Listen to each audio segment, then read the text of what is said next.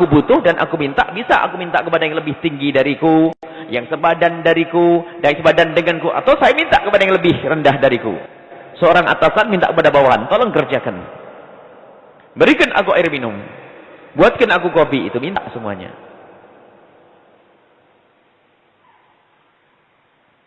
Dan yang kita minta, kalau kita minta bukan berdoa, itu umumnya akan berakhir permintaan itu kalau sudah dikasih. Sementara kepada Allah tidak seperti itu.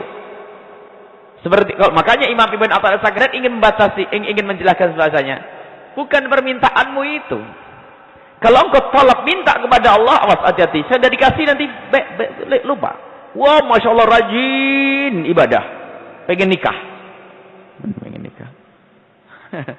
Sudah ada habis nikah, nggak kelihatan lagi. Permohonan sudah nggak ada lagi. Sebelum kaya, masya Allah. Oh, tapi setelah kaya, itu namanya dia meminta, bukan makna penghambaan dalam bentuk doa tadi. Maka Ibn Athaillah As-Sakandari mengatakan, permintaanmu, permohonanmu itu tidak terlalu penting. Yang terpenting adalah jika Allah memberikan kepadamu tata krama, adab kepada Allah di saat engkau butuh. Bagaimana adabmu memohon kepada Allah? Di sini ada manusia itu ada 3 model. Yang pertama tidak pernah berdoa, ada 4 kalau bisa. Yang satu kita buang, tidak kenal Allah maka tidak pernah berdoa kepada Allah, selesai. Dari kaum ahli iman, tidak, yang pertama adalah, dan ini yang paling rendah karena kita naik pangkat nanti. Yang pertama adalah orang tidak pernah meminta kepada Allah kecuali ada hajat. Ayo, golongan siapa ini? Hah? Paling rendah ini. Jadi tidak akan minta kepada Allah kecuali ada hajat. Sampai datang ke kiai pun kalau ada hajat loh. Ya, Ustaz. Jadi tidak pernah minta kecuali ada hajat. Ini rendah. Lumayan masih minta kepada Allah. Ini martabat paling rendah. Jadi kalau ada hajat minta kepada Allah. Kalau selesai hajatnya, bubar. Tapi masih lumayan mintanya kepada Allah. Tapi ini martabat rendah. Dan itu sebenarnya kurang ajar kepada Allah. Makanya su'ul adab itu sebetulnya kepada Allah. Sebab apa? Berbeda. Berdoa. Berdoalah untuk memenuhi permintaan Allah. Ud'uni. Allah menyuruh kita berdoa. Berdoalah karena engkau memenuhi permintaan Allah. Jangan berdoa untuk memenuhi permintaanmu. Ayo, beda apa tidak? Sadar? Berdoalah engkau untuk memenuhi permintaan Allah. Allah memintamu untuk doa, selesai. Dan jangan berdoa untuk memenuhi permintaanmu lah. Ini yang diinginkan Ibn Athaillah As-Sakandari. Kalau kita berdoa kebanyakan memenuhi permintaan kita. Aku ingin. Lah itu martabat rendah. Makanya Ibn Athaillah ingin meningkatkan terus kita. Jadi kalau kita berdoa itu karena perintah Allah. Aku disuruh untuk berdoa. Memohon kepada Allah. Jadi bukan karena aku dituntut oleh kebutuhanku. Bukan. Karena aku memang harus berdoa. Ini kewajibanku sebagai seorang hamba. Berdoalah karena engkau memenuhi permintaan Allah. Jangan berdoa engkau memenuhi permintaan hawa nafsumu atau keinginanmu. Ini sangat beda. Yang berdoa karena memenuhi perintah Allah hakikat ibadah. Yang berdoa untuk memenuhi keinginannya sendiri diragukan. Diragukan, makanya martabatnya rendah. Maka martabat rendah ini baru akan sempurna, yuk naik ke atas itu. Jangan sampai, ini martabat yang paling bawah ini berbahaya sekali. Orang yang hanya berdoa di saat dia butuh. Untuk kebutuhannya itulah dia berdoa. Jadi berdoa itu bukan karena dia memenuhi panggilan Allah, bukan. Karena panggilan keinginannya itu, panggilan hajatnya itulah. Baik, ini berbahaya sekali. Kita perlu niat, naik. Berdoa kita itu ingin memenuhi keinginan kita, tapi dengan cara memenuhi panggilan Allah dulu. Nah, ini naik pangkat diri. Kita berdoa memohon kepada Allah, kita ingin memenuhi kebutuhan kita, Tapi sebelum itu kita melakukan kita memenuhi dulu permintaan Allah dahulu. Allah menyuruh kita, maka ada istilah tawassul dengan amal soleh dan sebagainya. Melakukan ibadah. Dan jadikan ibadah itu karena Allah. Dan memang banyak kelas ringan kita ini memang susah. Baca surat Waqiah pun yang dipikir adalah agar rezekinya banyak. Sholat duha pun berduit. Ya. Musibah memang itu pangkat. Memang diingatkan oleh Ibn Athaillah Sakandari. Tidak. Lakukan kebaikan karena Allah. Setelah itu mintalah agar Allah memenuhi kebutuhanmu. Sudahlah kita martabat kedua ini sajalah. Martabat yang ketiga, kelas arifin. Mereka menyerahkan semuanya kepada Allah. Karena apa? Biarpun aku tidak minta, Allah pun sudah tahu keinginan saya. Waduh, hebat benar nih. Ya inilah hakikat orang yang berdoa hanya karena memenuhi kebutuhan permintaan Allah, bukan karena kebutuhan hajatnya itu. Ini tingkat paling tinggi itu. Jadi tingkat paling tinggi adalah di saat memohon kepada Allah tidak pernah terlintas di benaknya untuk memenuhi kebutuhannya. Dia minta, ya Allah berikan kebaikan di dunia dan di akhirat. Anakku semua hanya untuk berdoa akan diajarkan di dalam Al-Quran. Dia jadi doa untuk diberi anak yang baik, diberi rezeki yang baik, di dunia hasanah fil akhirati hasanah. Dia memohon untuk itu. Yang diingat adalah aku ini melaksanakan perintah Allah. Di saat dikabul, alhamdulillah. Tidak dikabul, tidak akan merasa resah. Karena apa? Tugasku berdoa. Bukan masalah pengkabulan ini yang aku inginkan, akan tapi aku menjalankan tugas berdoa. Ini pangkat tinggi. Pangkat yang sudah luar biasa, pangkat arifin. Pangkatnya orang-orang yang tinggi, orang-orang yang pangkatnya tinggi, para kekasih-kasih Allah. Baiklah kita tingkat yang kedua tadi. Jadi pada hakikatnya yang terpenting itu adalah bukan, kalau Ibn Athaillah mengatakan tadi apa? Asya'nu, yang terpenting bukan permohonanmu itu, akan tapi yang terpenting adalah bagaimana adabmu di saat meminta kepada Allah Subhanahu wa ta'ala. Di saat engkau minta kepada Allah, kau harus punya adab. Lah kalau engkau minta tapi tidak punya adab, enggak ada artinya di hadapan Allah. Jadi bukan memintanya, yang terpenting adalah kau punya adab. Dan punya adab ini ada model dua. Tadi tingkatan. Yang pertama adalah minta kepada Allah karena hajatnya. Dia benar tapi tidak punya adab. Yang sisanya yang kedua adalah adab. Yang pertama adalah minta kepada Allah untuk memenuhi hajatnya dia, tapi didahului untuk memenuhi permintaan Allah. Lumayan itu. Jadi biasakan kita sebelum memohon dan sebagainya, kita lakukan ibadah. Setelah itu, ya Allah kabulkan hajatku. Nah, apa kelas ringan kita. Dan yang ketiga adalah husnul adab. Ini tata krama kepada Allah. Aku tidak meminta untuk diselesaikan masalahku ini, akan tapi aku berdoa karena aku memang rindu kepada Allah Subhanahu wa taala. Karena aku cinta kepada Allah Subhanahu wa taala. Jadi sudah memohon, ya sudah memohon gitu saja. Itu adab yang luar biasa. Dan tidak mau mendahului Allah. Bahkan pernah suatu ketika ada satu orang untuk membaca doa agar diberi oleh Allah kekayaan tidak berani. Jangan-jangan saya su'ul adab. Satu orang minas salihin ijtihad. Beliau tidak mau berdoa untuk menjadi orang kaya agar diberi rezeki. Takut dia itu su'ul adab kepada Allah Subhanahu wa taala. Akan tapi ketemu gurunya setelah itu. Diingatkan dia. Diingatkan bahwa justru engkau seperti itu telah su'ul adab kepada Allah. Padahal seseorang tidak mau berdoa, takut su'ul adab kepada Allah. Kenapa?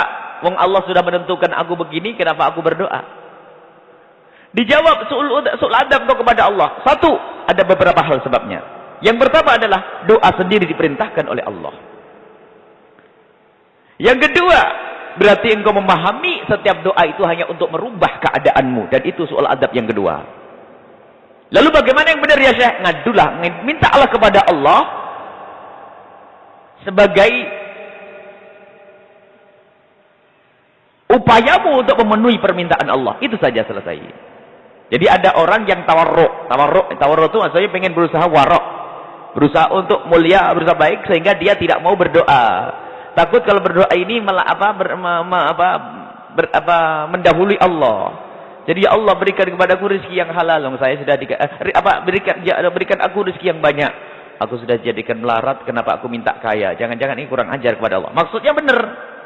Tapi dia punya guru dikatakan, ente punya su'ul adab doa. Yang pertama Pak, Allah sendiri memerintahkan untuk berdoa.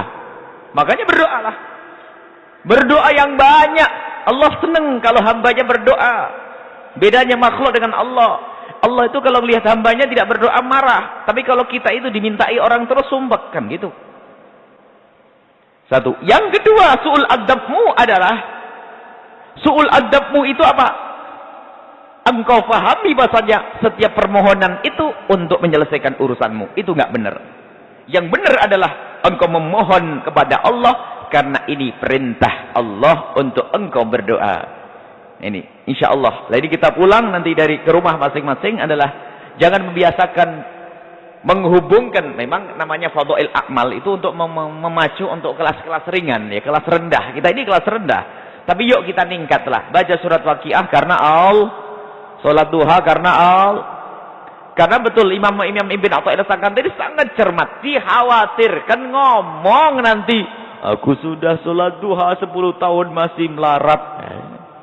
Coba ada orang, aku sudah baca Waqiah setiap hari masih nggak punya duit. Ya kan bisa gitu.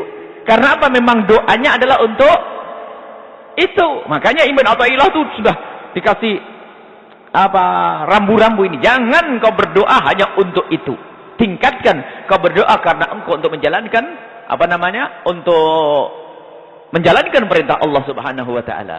Dan selebihnya tentang doa juga sudah pernah kita bahas bahwasanya di saat engkau memohon kepada Allah, yakinlah Allah telah mengkabulmu. Keyakinan wa antum muqinuna bil ijabati. Engkau yakin Allah mengkabul doamu. Jika engkau memohon kepada Allah dengan serius, sungguh dengan syarat-syaratnya yang nanti insyaallah hikmah selanjutnya akan menjelaskan tentang itu, maka ketahuilah yakinlah Allah sudah mengkabulmu. Biarpun engkau tidak melihatnya. Kenapa? Pengkabulan Allah kita sudah pernah dikasih tahu oleh Ibn Athaillah Sakandari, Allah akan mengkabul permintaanmu pada waktu yang Allah tentukan, bukan waktu yang engkau tentukan. Dengan sesuatu yang Allah inginkan, bukan sesuatu yang engkau inginkan. Karena Allah lebih tahu. Engkau minta sekarang ya Allah, belum tentu benar deh. Kalau kasih mobil sekarang bisa nggak karu-karuan nih. Ntar dulu lah, bulan depan atau tahun depan. Pengen nikah sekarang ya Allah. Wah, ini berantakan kalau kamu nikah sekarang, ini belum siap nih. Allah lebih tahu. Jadi Allah mengkabulkan keinginanmu sesuai waktu yang Allah tentukan, bukan waktu yang engkau tentukan. Dan itu adab. Dan intinya Ibn Athaillah Sakandari ingin mengajari kita agar kita tidak mengatakan bahasanya Allah tidak mengkabul doaku. Kenapa? Tanda doa yang tidak dikabul adalah buru-buru ngomong begitu tadi. Innallaha yastajibu du'a 'abdihi ma lam ya'jal. Allah akan mengkabul doa hambanya asalkan enggak buru-buru. Buru-buru gimana? Buru-buru ngomong, kok enggak dikabul ya padahal saya sudah ini. Kalau sudah ada orang berdoa, kalau ibu doa, kok setelah doa itu sudah tahun 2 tahun kok ngomong, padahal saya sudah ngamalin loh Kiai, kok belum dapat tanda tidak dikabul doamu. Sebab berdoa itu serahkan kepada Allah. Ya, ada orang minta ijazah masih saja belum kaya-kaya, kan gitu. Itu tanda doamu tidak dikabul. Jadi kalau ada orang kok ngomong, aku sudah doa lama kok belum dikabul, tanda doa tidak dikabul. Padahal pengkabulan Allah tidak harus sesuai dengan yang engkau inginkan, akan tapi kadang diganti oleh Allah dengan sesuatu yang lebih penting, lebih Anda butuhkan. Cuman karena kebodohan seorang hamba, dia hanya akan meminta kepada Allah sesuatu yang penting, padahal ada yang lebih penting. Maka serahkan kepada Allah. Dan inilah yang diajarkan oleh Ibn Athaillah Sakandari. Dan pada malam hari ini pun Ibn Athaillah Sakandari mengajari agar di dalam kita berdoa, yakini bahasanya itu adalah permohonan, itu adalah ibadah kepada Allah. Selesai. Engkau melakukan ibadah, harus kau berdoa. Kalau tidak berdoa, sombong kau. Berdoa memohon kepada Allah baca doa untuk kepada Allah Subhanahu wa taala, akan tapi dalam pembacaan doa itu yang engkau inginkan adalah pahala dari Allah Subhanahu wa taala. Adapun masalah hajat yang Anda sebut, serahkan kepada Allah. Hingga di saat belum dikabul, Anda pun masih bisa yakin Allah mengkabul dengan bentuk yang lain. Kemudian Anda tidak bisa masuk kepada keputusasaan. Dan banyak sampai suatu ketika ada orang yang ngadu kepada Umi beberapa hari yang lalu, kita doakan semoga Allah memberikan hidayah. Ia ngomong, aku dulu sholat tapi masih tetap melarat. Kemudian sampai waktu sakit, aku kan tetap doa tapi tetap sakit. Sekalian tidak usah sholat, tidak usah doa. Na'udzubillah. Lah ini yang dikhawatirkan Ibn Athaillah As-Sakandari. Karena apa? Permohonan doanya itu hanya untuk memenuhi kebutuhannya. Kaidah ringkas bahasanya, berdoalah engkau untuk memenuhi permintaan Allah, jangan berdoa untuk memenuhi permintaanmu. Ini selesai. Jadi engkau punya hajat. Jadi berdoalah engkau karena engkau memenuhi permintaan Allah. Ud'uni. Akan tapi jangan berdoa engkau hanya untuk memenuhi keinginanmu, karena dikhawatirkan nanti masuk bab putus asa, buru-buru, sehingga itu semua menjadikan doamu tidak dikabul oleh Allah. Dan lebih dari itu adalah tidak adab kepada Allah Subhanahu wa taala. Inilah bimbingan dari Ibn Athaillah As-Sakandari, yang semoga di dalam permohonan kita benar-benar permohonan yang punya nilai ibadah. Lah kalau sudah benar permohonan kita itu, maka ketahuilah, asalkan benar cara kita memohon tadi, maka sudah pasti akan dikabul oleh Allah. Sebab Allah sudah berjanji, ud'uni astajib lakum. Kalau kau berdoa kepadaku dengan benar, memenuhi adab dan tata kramanya yang benar, Allah pasti akan kabul. Astajib lakum, aku akan kabulkan untukmu. Innal ladzina yastakbiruna 'an ibadati sayadkhuluna jahannama dakhirin. Tapi yang sombong, minta kepada Allah tapi dengan sombong, tidak menyadari dirinya hamba. Minta butuh kepada Allah, tapi itu tadi termasuk bentuk kesombongan. Bukan merasa dirinya hamba, tapi merasa dia itu perlu saja. Bukan merasa hamba, perlu untuk kebutuhannya saja. Ini musibah, sombong, bisa saja masuk neraka jahanam. Baik, ini saja yang bisa kita hadirkan dalam hikmah ini, penjelasan tentang hikmah Ibn Athaillah As-Sakandari ini. Maka semoga kita bisa menjadi orang yang bisa berdoa memohon kepada Allah Subhanahu wa taala untuk memenuhi panggilan dan permintaan Allah Subhanahu wa taala, bukan karena untuk kepentingan diri, hawa nafsu ataupun kebutuhan-kebutuhan pribadi kita, sehingga permohonan kita benar-benar menjadi permohonan yang sesungguhnya. Dan karena itu adalah permohonan yang sesungguhnya, lihat, kita akan menuai buah. Allah sudah berjanji akan mengkabul doa kita semuanya. Wallahu a'lam bissawab. Alhamdulillah. Mari kita sama-sama mengamalkan, mudah-mudahan kita dapat ilmu yang bermanfaat. Selanjutnya sesi pertanyaan, 2 penanya dari bapak-bapak, ibu-ibu dua-dua. Sama, persilahkan.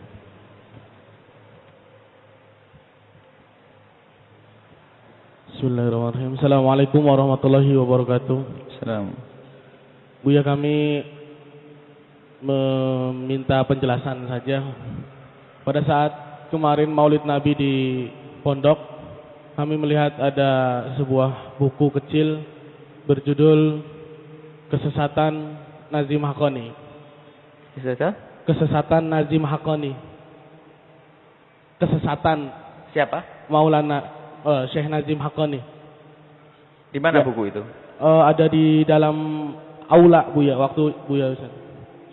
Nah, sebagai murid, saya murid beliau, sudah berbaiat, ingin meminta penjelasan Buya. Mungkin nggak tahu itu buku dijual di pondok atau bagaimana. Karena kalau misalnya beliau sesat, Habib Ali Al-Jufri, murid Habib Umar, mungkin tidak berbaiat kepadanya. Atau Habib Lutfi bin Yahya Pekalongan juga tidak berbaiat kepada Maulana Syekh Nazim Al-Haqqani. Mungkin baik, itu dari kami, mohon penjelasan dari Buya. Assalamualaikum warahmatullahi wabarakatuh. Assalamualaikum warahmatullahi wabarakatuh. Assalamualaikum. Yang ingin saya tanyakan kepada Buya, ini hubungan tadi dibahas soal doa, yaitu berdoa dengan amalan soleh. Tentang? Berdoa dengan amalan soleh. dengan amalan sholat. Ya, dasar hukumnya Ahlus Sunnah wal Jamaah itu kan ada kisah yang 3 orang yang terjebak di dalam gua, lalu masing-masing berdoa dengan amalan solehnya sehingga pintu gua itu terbuka. Itu yang pertama. Jadi dibolehkan berdoa dengan amalan soleh. Cuman ada juga ulama yang berpendapat kalau beramal soleh ya diikhlaskan aja, lillahi ta'ala aja, jangan untuk ini, untuk itu urusan dunia. Itu satu ya. Dalam riwayat lain juga saya pernah membaca di satu kitab, nanti di yaumil akhir, di yaumil hisab, ada beberapa orang yang membawa amalan solehnya, amalan zakat, amalan sholat, amalan sedekah, tetapi semuanya ditolak oleh Allah karena mereka protes. Kenapa amalan soleh saya tidak diberi pahala? Lalu dijawab oleh Allah, bukankah kau dulu amalan solehmu untuk ini, untuk itu?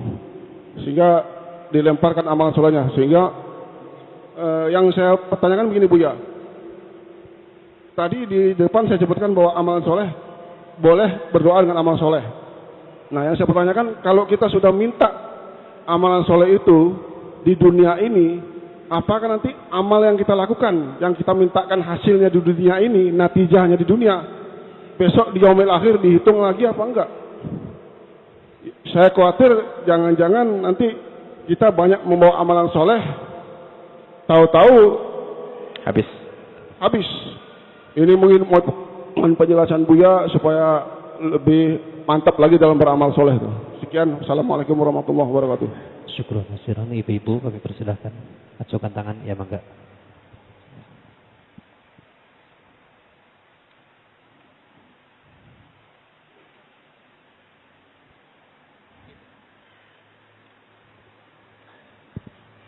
Assalamualaikum warahmatullahi wabarakatuh. Assalamualaikum warahmatullahi wabarakatuh. Tentang permohonan Buya, terus terang pribadi saya, waktu itu saya memohon kepada Allah, saya mempunyai hajat gitu Buya, pengen mempunyai keturunan gitu loh Buya. Terus lama-lama sampai sekarang pun saya kadang-kadang ketika saya berdoa atau mendengarkan doa dari Buya itu, ketika mudah-mudahan diberikan keturunan anak yang soleh, kok tiba-tiba hati saya tuh kayak seperti ragu-ragu begitu Buya, karena saya tuh aduh kok saya udah tua seperti ini ya, aduh gimana, suka mikir seperti itu Buya. Jadi bagaimana caranya biar kita tuh, hati kita tuh tidak ragu-ragu, karena kadang-kadang di sekeliling kita seperti keluarga kita sendiri juga kadang, kamu sudah tua seperti itu. Ibu belum dapat anak sampai sekarang? Belum. Baik. Ya, terus kamu mau serius enggak? Suka dibilangin kayak begitu. Maksud saya tuh serius bagaimana? Saya tuh ya kita sudah berusaha gitu Bu ya. Jadinya kan hati kitanya suka aduh ini hati saya tuh bener enggak sih seperti ini tuh, ada keraguan-raguan itu Bu ya. Terima kasih. Assalamualaikum warahmatullahi wabarakatuh. Waalaikumsalam warahmatullahi wabarakatuh. Satu lagi Ibu, acukan tangan.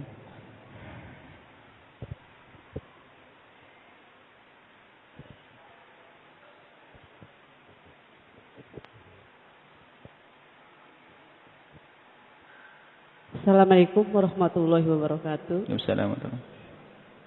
Yang saya akan tanyakan, barangkali Pak Ustaz bisa menjelaskan doa-doa apa saja yang biasa dilakukan oleh Nabi Muhammad SAW agar kita sebagai umatnya bisa terkabul. Itu saja yang saya tanyakan, mudah-mudahan bisa memberikan jawabannya. Assalamualaikum warahmatullahi wabarakatuh. Bismillahirrahmanirrahim. Tentang yang ditanyakan kemarin di Al-Aula, menemukan satu buku yang dibawa oleh tamu, kalau tidak salah tamu dari Lebanon itu bawa buku-buku sudah diterjemahkan. Di dalam buku itu ada menggugat salah satu tokoh sufi. Baik. Kalau masalah ini, dan saya singgung masalah itu juga, ada permasalahan di antara kita itu adalah su'ut tafahum. Tidak terjalinnya sebuah komunikasi untuk menjelaskan.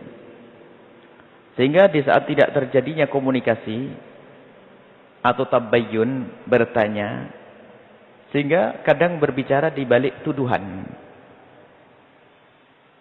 Tidak jauh-jauh di Indonesia ini ada orang yang menggugat Syekh Ahmad At-Tijani. Syekh Ahmad At-Tijani orang besar. Seorang sufi besar, lihat. Bahkan kita punya guru-guru dari Mauritania itu yang bisa menghafal Al-Quran di bahasa kecil, hafal ini, hafal itu, dan orang yang sangat soleh. Beliau adalah Tijani. Akan tapi kadang menggugat mereka itu adalah bukan bertanya langsung dari orang yang bersangkutan atau ulama-ulama yang punya keahlian di dalam atau yang lebih tahu tentang itu. Sehingga ada muncul di kalangan ahli tasawuf ini sering tuduh menuduh. Sering tuduh menuduh karena tidak terjadi sebuah komunikasi yang baik. Termasuk yang ditanyakan, karena ada salah satu ahli pakar dalam akidah, ahli sunnati wal jamaati, yang bernama Syekh Abdullah Al-Harari. Dia adalah pakar di dalam akidah ahli sunnah wal jamaah Asy'ariyah. Dan beliau sangat teliti untuk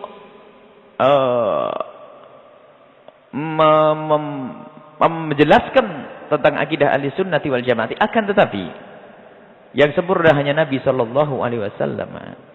Ada di dalam memandang orang yang sepaham dengan kita. Karena Dr. Muhammad Said Ramadan Al-Buti pun juga tidak lepas daripada hujatan sebagian dari itu. Karena belum bertanya, misalnya Dr. Ramadan Al-Buti mengatakan waktu istri beliau meninggal. Ini contoh saja bahasanya, terburu-buru menilai orang itu juga sebuah kesalahan. Waktu istrinya meninggal, Dr. Buti itu membuat syair, kalau tidak salah makna syairnya adalah menyanjung kemuliaan istrinya. Pengabdian istrinya waktu masa hidupnya. Dan Dr. Buti meyakini bahasanya orang itu adalah ahli surga, ya kan? Bahasanya wanita istrinya itu adalah ahli surga. Dan kita diajarkan oleh Nabi ahli surga. Kemudian sanu'idu, kita akan mengulang, saya ingin mengulang kisah cinta lagi nanti di surga. Itu dikomentari bahasanya apa? Bagaimana orang bisa mengaku ahli surga? Dr. Buti tidak mengatakan dia ahli surga, bahasanya dia khusnudun, bahwasanya istrinya itu adalah ahli surga. Kemudian